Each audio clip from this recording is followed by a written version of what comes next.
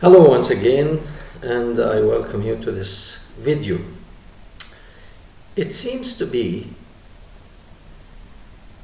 as I do every week, I post my video on Sunday. On Monday, I see the best news happening in the Middle East and in the Islamic world.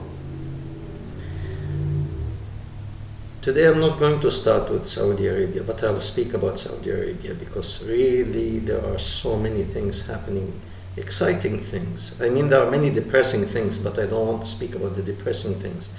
I want to speak about the signs of a change that is taking place in the Islamic world. I know many people are upset with me. Some call me crazy. Some call me all kind of names. I don't mind. This is because they are frustrated. And they are frustrated because they know the end is near. Today, let's start with what's happening in Bahrain. What is going on in Bahrain?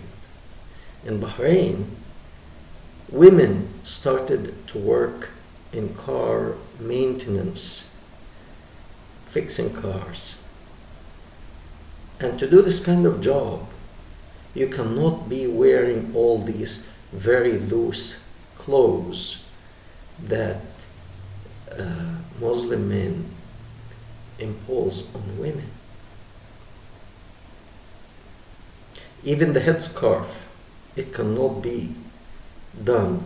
It cannot be used while you are, let's say, working in a body shop to fix a car that had an accident, and you have to hammer, and you need to be free to move. And all these layers that they have on the woman has to have, it will not be convenient.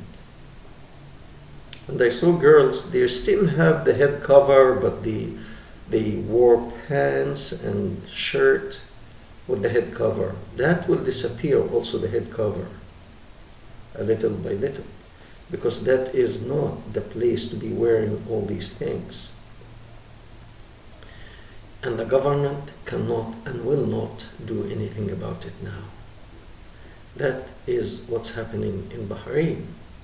Of course, that at the end create contradiction between reality and what the Muslim clerk is saying. And reality is, these people had their time, the Muslim clerks had their time, like about 60 years or so.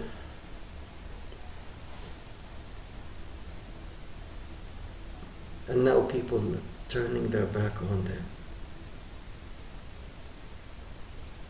Okay? That's why we can see women, they want to be liberated, so they are going into that field to work. And I see nothing wrong with it. If they feel that woman is, they cover the woman because they see that it is shame. The woman is a place of shamefulness, so they cover her. Reality is, the Muslim man is afraid, and he's afraid of what? Afraid of admitting the fact that he is weak, because he sees one woman and he cannot control himself, so it's better to cover her. Okay, it's not the woman really. You are weak, admit it. Now, we move to Tunisia. Something very interesting have developed in Tunisia over the past month. When I heard of it first on the news, I really didn't think it will do much in a very short time. Actually, it's less than a month. And that was a demonstration by women calling for equality in inheritance, because in Islamic teaching, the man gets, when like the father passes away or the mother, the son will get double what the daughter gets. So if the father leaves behind, let's say $1 million, and he has one son and one daughter, then the son will get 2/3 of the inheritance, and the girl or the woman will get 1/3. That's according to the Islamic teaching. It is in the Quran. I didn't make that up. That's in the Quran. And now Tunisia said no. Man and woman are equal. When, let's say, the same father leaves $1 million, the son will get $500,000 and the daughter will get $500,000 equal. So a person in the West may say, what's the big deal? So what? No. When you have your children or grandchildren going to school and they learn that the civil law says that you're equal, man and woman, boys and girls are equal, and then you go and study their religion in the mosque at the end of the day or on Friday or what have you, and then you read in Quran that woman is half of a man and she inherits half, supposedly, and so on and so forth. That creates a contradiction in the mind of a child.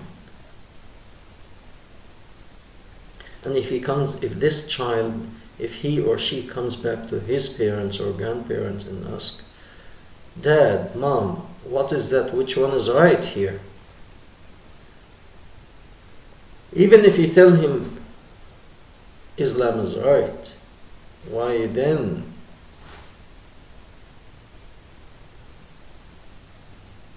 The law says we are equal, and which one is better?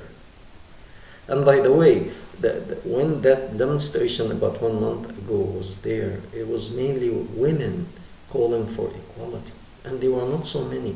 But on the other side also there was another woman with a sign saying, no, we must follow the Islamic tradition. The Quran says the man should get double of woman, and woman is half of man. That was the only woman there, I believe. And of course she is minority now because everybody wants equality. There is no equality in Islam. So in a way she is insisting, this woman with the sign to call for Islam to continue, she is insisting that she is deficient, as Quran described woman, deficient in mind and heart. She is half of the man, and also she will prevent prayer going to God. 3 things in Islam will stop or defile prayer. One of them is a woman, the second is the donkey, and the third is a dog. If you are praying and one of these 3 pass in front of you, your prayer is not valid. You have to go and do ablution again, clean yourself and start again from beginning. So to put a woman in a position of a dog, I think it's humiliating. And when this woman holds a sign to insist that she wants to stay in that position, it shows you how much women have been brainwashed by this, I would say, evil ideology, to a point they don't know right from wrong. They love the chains of their captors. They don't want to let the chains go. They love the chains now. And that's one woman of these women who fell in love with their chains. Tunisia was the first country that ignited the Arab Spring, and then it traveled to Egypt, to Yemen, to Syria, to Libya, and the Middle East has been transformed because of that movement that it started in Tunisia. And Tunisia again takes the lead to bring equality between man and woman, and to challenge, yes I say, to challenge the nonsense that we lived for 1400 years in Islam. This is a very good sign. Third, what's happening in Saudi Arabia? Two things are happening in Saudi Arabia also, one on Monday, one on Tuesday. I spoke about that before it happened, because they announced it. The first one, it's 1 week of, how do you call that?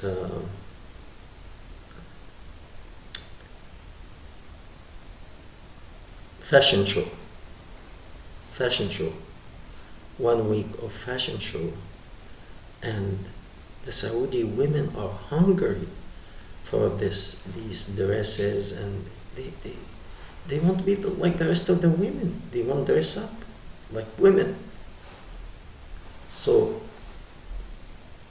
many of the women went there, and they were so happy, so excited to be looked at as women, and many of them, they did not have that headscarf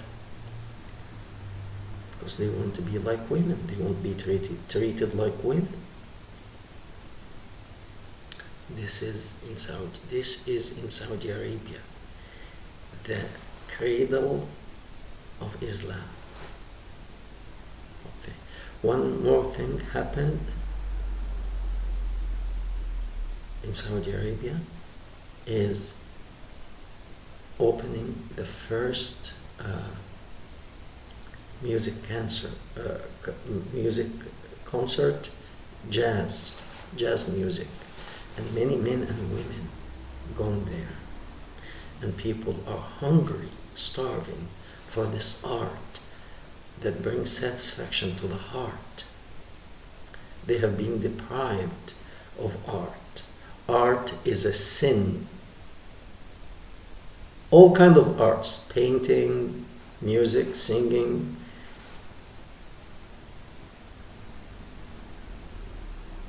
So now this is happening in Saudi Arabia. What do we learn from this? People are sick and tired of their religious authority, and from now on they lost their grip. And the crown prince is taking the lead, regardless of what he might want to do. Whatever is happening now, it can never ever be reversed. The fact that he also said we have to look into hadith, and now the religious authority said we will. They cannot disobey. And hadith, practically, it's all junk. It's all nonsense. It will be cancelled. And then the autobiography of Muhammad next. And then it will be Quran. And it will be only, Islam will be just an empty shell at the very end. Like it or not. Call me crazy, as many people think I'm mad, I'm crazy. I need a mental doctor, I need a mental health provider, I need somebody told me that I'm a social cancer. Call me whatever you want. This is frustration because it is on the way out. The ideology of Islam it's on its way out. Face it. Thank you very much. See you in another video. Take care.